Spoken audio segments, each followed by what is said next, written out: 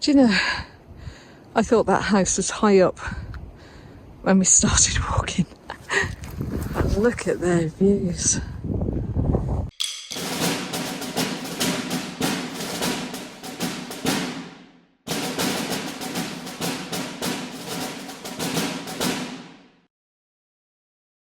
We feel as though we've woken up at the top of the world, but I guess they've seen it all before.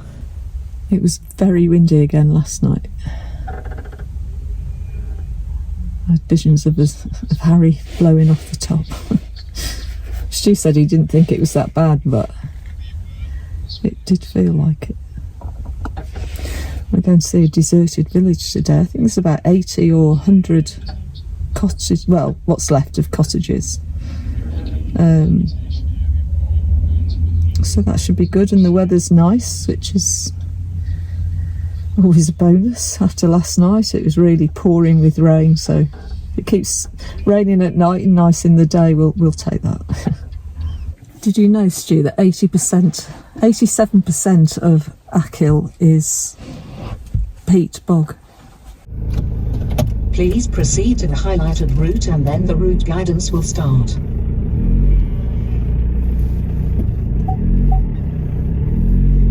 A nervous reversing manoeuvre as Stu is a little cautious about rocks and ditches, but we're soon away. This way to come out of here. This is? Not the best way. Okay. Doesn't sound the best way.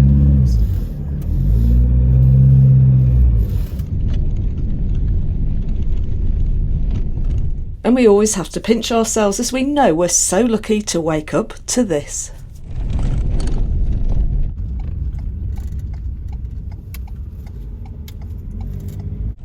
The Slievemore deserted village is just a short drive away, and it looks like it's a lot bigger than we were expecting.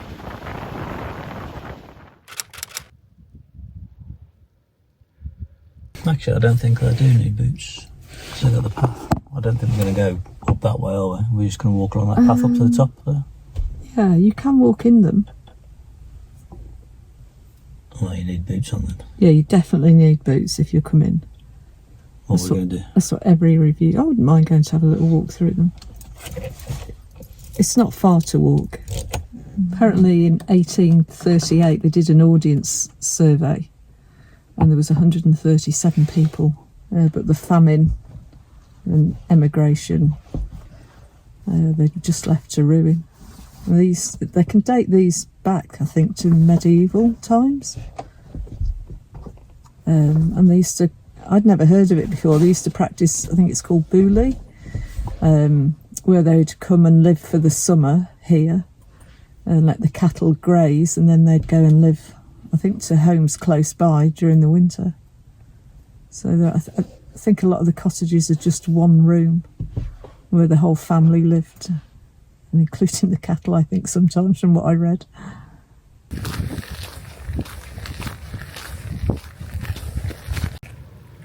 So in summer you can do a tour in July and August, so it's quite narrow.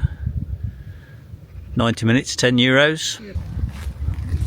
All the houses are up at the top there, you can see. It's a good track. Watch out for sheep dung. Lots of it. So it was the famine at when the last really inhabitants started to disappear from the village, and the village became empty. And it must have been quite a tight community at one point.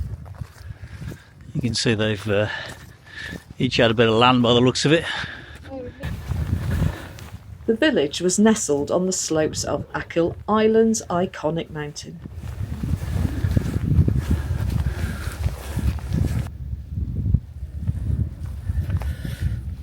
There was a cluster of nearly 100 stone cottages abandoned over a century ago.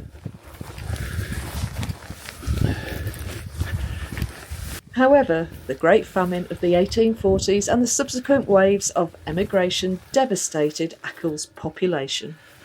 By the early 20th century, the village was entirely deserted. So it's just a very small single room dwelling, single story, framed by rock. I'm sure a peat fire up the one end. You can see some of the little nooks and crannies, I guess, at the kitchen end.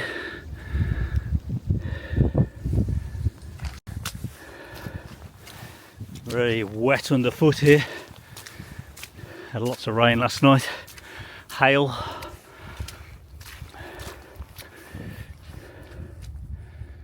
You can get a sense of the dwellings that were here. And I guess this might have been this little street, I suppose, that connected all the houses together. It's all very boggy today.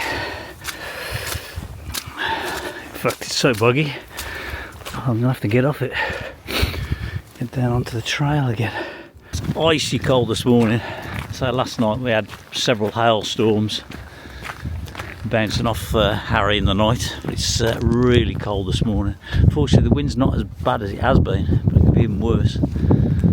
This then is what a human habitation looks like when it's been left in peace after death. Heinrich Boll, who I think was a local writer, as his cottage where he used to live has now been turned into a writer's retreat, really, for people to get inspiration. Please support our channel by hitting that like button now and dropping us a comment, as we love hearing from you all. Well, the reviews are right about one thing. There's a lot of sheep. You have to bleep that one out. Tons of it. You're going to have to watch where you step and not bring it back into your van.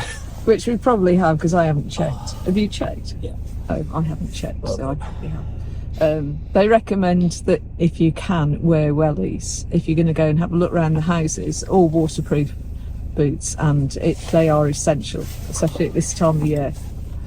Just started to rain, unfortunately. Yeah. But it's supposed to be where we're camping tonight. I was going to get the drone up, but it's too wet. It's raining now, so we'll do it tomorrow, because I think it's going to be sunnier tomorrow. I don't think it's very warmer because it's so cold. My hands are just blocks of ice. Yeah, hands were burning. So we're going to go, that's spot number 1. I'm going to go on to tour point number 2, which is the Megalithic, which I'm assuming is older than Neolithic.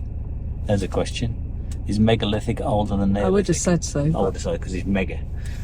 Who knows? Big. Yeah, it's big. Definitely worth coming to visit. You've got to go and look at these things. Yeah, someone had written, it was just one of the reviews, it's basically just a load of stones, but you know, I think you've got to look at it a bit deeper than that. Yeah, you can see he was obviously single room dwellings with a fire, thatch roof, and you could tell there was like I won't say high street, but it was the street down the centre, because there was buildings on the side, and there was a trackway, so I suspect that must have been the main street almost, for what it was worth, certainly where they worked, and then they had dwellings either side, and that it must be a harsh living. Yeah, I think they used to keep the cattle in there as well, because apparently some of them you can see a cattle ring.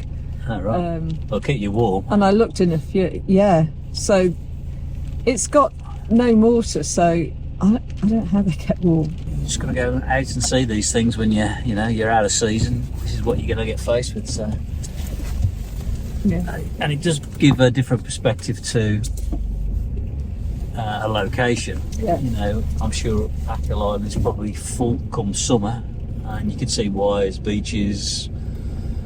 Last night I was trying to send pictures back home, and I just couldn't do the view justice. We've decided to first hunt out a nice hot drink, if we can, from the local cafe. Did you say it's going to be sunny tomorrow?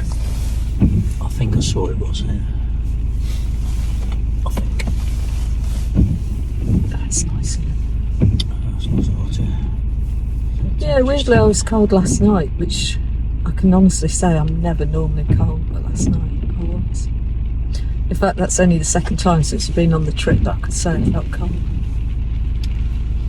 says at midday it's going to be 8 degrees. It feels colder than 8. Yeah, but it'll be the wind factor, won't it? And it's supposed to get sunnier this afternoon.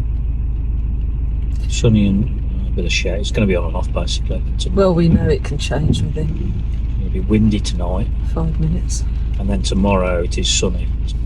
I just want to call the Ford garage because that brake pad wear light, I just don't know how many miles I can do. It wouldn't be so bad if we were at home, but we're doing quite a few miles, aren't we? Yeah, I've probably got another 800 to 1,000 miles to do. I don't want to be up the hill like that when my brakes fail. That seems to have gone. I have changed the fuses over, but that's made no difference.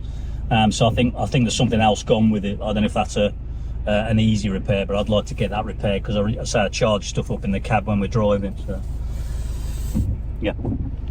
No, the one on the top was working weirdly enough. So I swapped that fuse over because I thought, it's just the fuse gone in it, and it still was faulty. So I'm using the one on the top at the moment with an extension cable tied to it, which will get me around. We've got to give a shout out to Ford in Telford. Yeah, Furrow's van service, since we've had it, so they've been good, haven't they? Yeah, really good. We had a few warranty issues, but they when we had the van initially, but they just didn't let it go basically, and championed our issue. Yeah. Didn't try to push us back or anything like that. Ended up getting an electrical specialist in. And I know if I can phone them, they'll just give me some advice, which is... And also, we took the van in once, didn't we? And he just said, you don't need that doing. Oh, there was a grinding noise, if you remember, a metal grinding noise, and it was just happened to be a plate. But they had it in, it's an hour, and normally I'd thought they'd have to charge them. They mightn't have taken that, we don't know. But they didn't charge me anyway, so... That was a shame. Because the weather was nice, we weren't too far away. We've just come back to put the drone up, and Stu's just discovered it's a no-fly zone, so can't push it up anyway.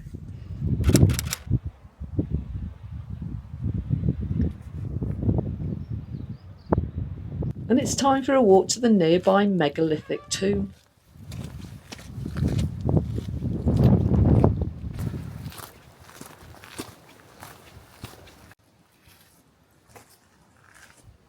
Surprising how far the climb is. It's quite steep up to the top. Looks like there's a new path being laid up here.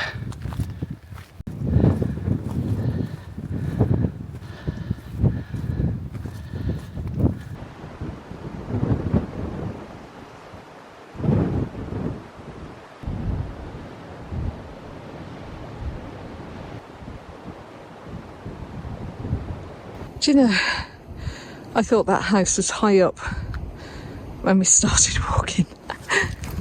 Look at their views.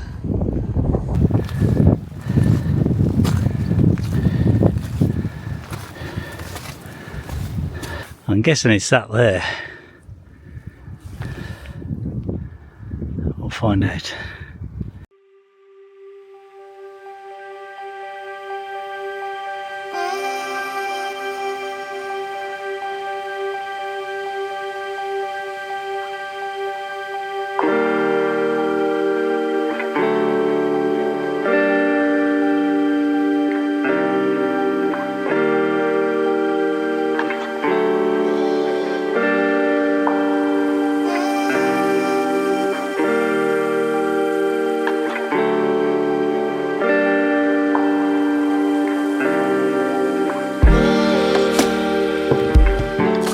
This prehistoric monument is over 5,000 years old, and it's a testament to the island's deep-rooted history. This tomb served as a burial site, a sacred space where the early settlers of Achill honoured their dead.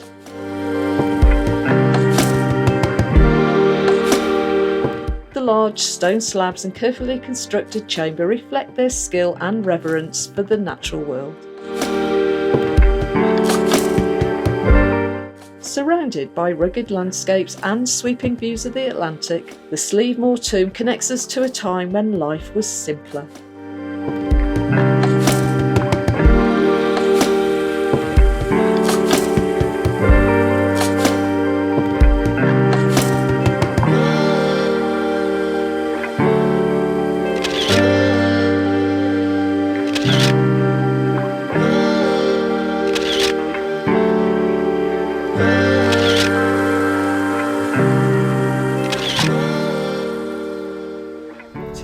So as you can see, it's give you a better view. I'll put the window down there, sorry.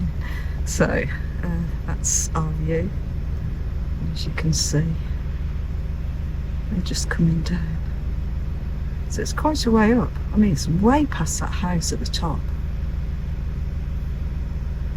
Someone's having a beautiful job done to their house. Although I'm not sure if I'd fancy that going past, but I suppose you put hedges up so you can't see.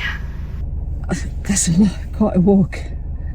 If you're not impressed with the tomb, which I can't imagine you're not, but if you're not, you'll be impressed with the view. It's just breathtaking. Yes, I need you to now tell me what's the difference between megalithic and neolithic. We'll get back to you. Yeah, which do you think's the biggest? I'm guessing megalithic is further away than neolithic, but I don't know. Okay, that's a guess. You're probably screaming at the screen, which it is. But... And that proved to be a discussion point for later on.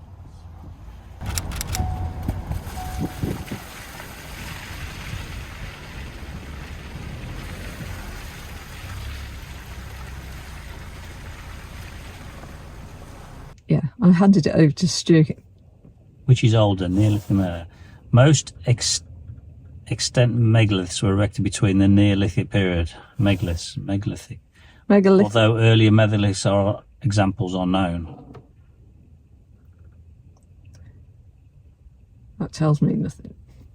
Right, in summary, the Paleolithic age is characterised by the stone tool use, the Neolithic age by the development of agriculture and settled communities, and the Megalithic age by the construction of large stone structures for various purposes. So it's Old Stone Age, Middle Stone Age. So it sounds like Megalithic is and newer. New Stone Age, we think. Prehistory is split into three main categories based on developing technologies and the materials they use: stone, bronze, and iron. The Stone Age is split into three separate periods: Paleolithic, Mesolithic, and Neolithic. Yeah, Mesolithic. Mesolithic. Yeah. So it's one for the YouTube community. What's the difference between Neolithic period and Megalithic period, if that's such a correct statement, because it might not be? Is Mesolithic related to Megalithic? Google that. Let us know in the comments, because we have no idea. It's confusing. Yeah, we've confused ourselves. We thought it'd just be a matter of putting it in and it would just say duh. I'm going to do something a lot more simpler and make lunch. So that cottage that we just drove past is Heinrich Boole. I think he was an author. German. I think it was German, wasn't it? Yeah, it sounds like a German. And that was his Irish home. And there's an association, a Heinrich Boole Association, and they have residency. I mean, you have to apply, obviously, not anybody. You have to be an author or an artist, and you can come and take residency in there to get inspiration from the area. There's no internet, which that'd be me out. And so it's for writers, and you have to apply. You apply online to have residency there. I don't know how long. I think the residency could be 12 months. I don't know, but beautiful place, isn't it? So we're at where are we now? We're at Doogort, Doogort, and there's a lovely beach that we're facing. It's quite calm on this side, isn't it? The sea's up. I think it's sheltered on this side of it, that's why, of the island. Yeah. So we're going to spend one more night on the island. So I'm going to drive around really, seeing either what sites there are and also photo opportunities and little park-ups possibilities, but I think I know where I'm stopping tonight. And where am I stopping? Somewhere else. Drop you bloody off somewhere. If you were pushed for time and you were coming to Achill, how long would you... I think it depends if you're in season, out of season. I could see you spending a few days here on the beaches, etc. If you got a place to be for a few days, so you could easily spend we've been here 2 nights. So I guess in season you could be more, because there's probably more to do in the waters, because the beaches look nice. But you definitely need to drive round and make sure you go down the side roads. You need to go up to Keem Sands. That looked nice. So if that was a nice day, you'd spend a day on Keem Sands beach easily in the summer, in the height of the summer. But it's very easy to drive around. Yeah. It's a bit different when you're out of season. You know, you'll go for a walk, which is what we do. We go for a walk, go for a walk type of stuff. So we've been doing a lot of that.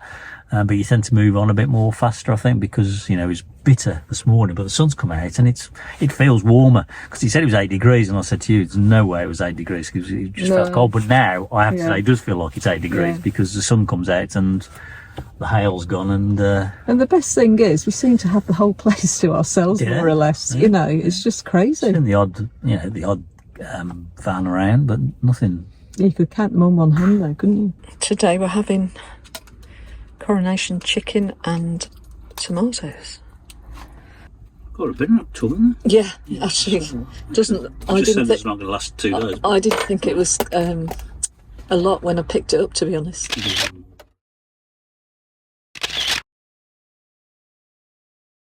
I can imagine that's a lovely swimming beach in summer, and all year round for some of the swimmers we see here. As you'd expect, they are swimming beaches around here. Yeah, it does. It's beautiful.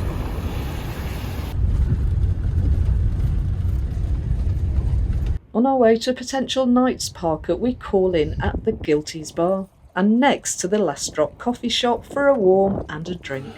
So what I didn't know, I've had zero Guinness, because I think it tastes quite similar to Guinness. I'm not a purist, I'm sure everybody's going to tell me I'm wrong.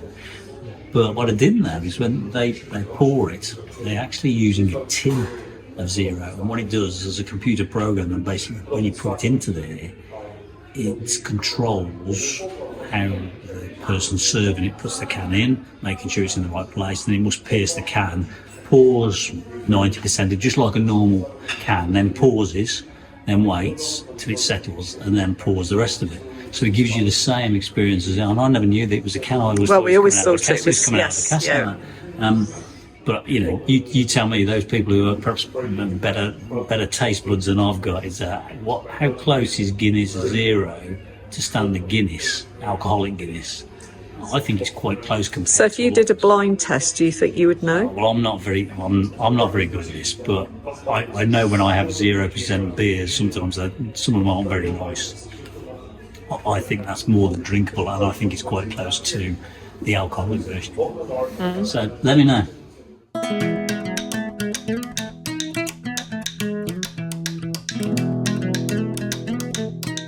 Meanwhile, the Atlantic is putting on its matinee show as we head towards our park up.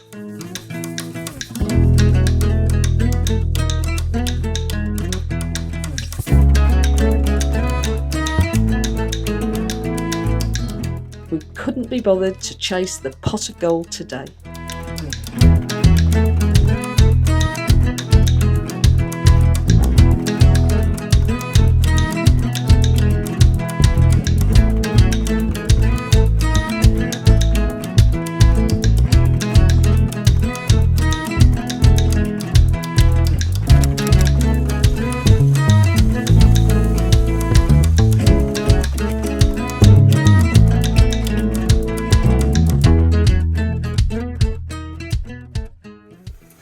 So tonight we're having these unsmoked bacon medallion steaks, which are here, starting to cook.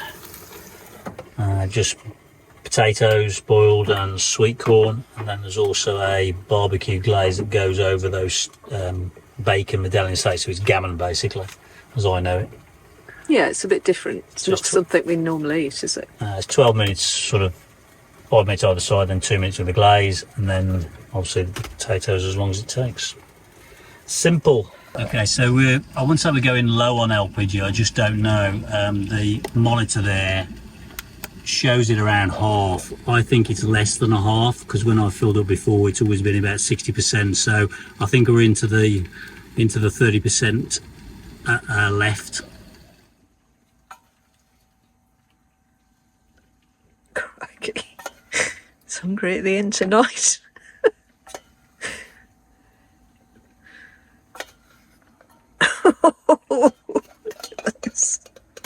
We won't be eating tomorrow. There's no pudding. No. Chocolate biscuits, 5 Friday at 10 o'clock. Oh, so last night we were lying in bed and we wanted some chocolate biscuits. No, I didn't. Oh, okay. You did. I did. Let's get the story right. And unfortunately, they were in a No, they cupboard existed. under the bed that we couldn't get to. So you just set a Yeah, thing that I could have that I couldn't have. Right. they look nice. There's yours. That's mine. Thank you. Yes. That's fine for me. You have that.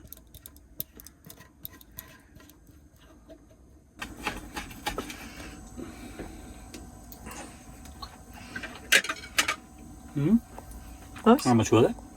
Oh, I'm not quite sure, but they weren't expensive. Nice. Nice, yeah. Yep.